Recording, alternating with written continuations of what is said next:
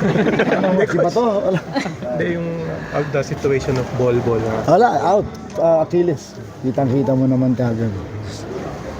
But how will that affect your chances of advancing to the... It will greatly affect our chances. Sayang today. I thought we played well enough, but then without ball, without Castro, without Galinato, it was too hard. Very proud of the effort of the guys, but in the end, kulang lang talaga. Kasi hindi lang yung import na wala, plus two key players pa.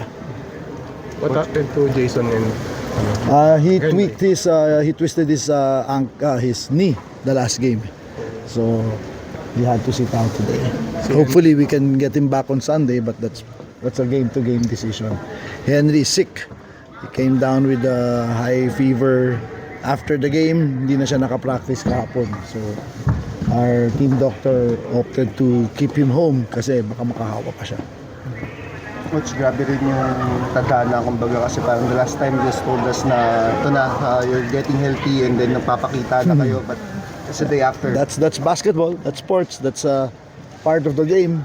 Injuries are part of the game, and there's nothing we can do about that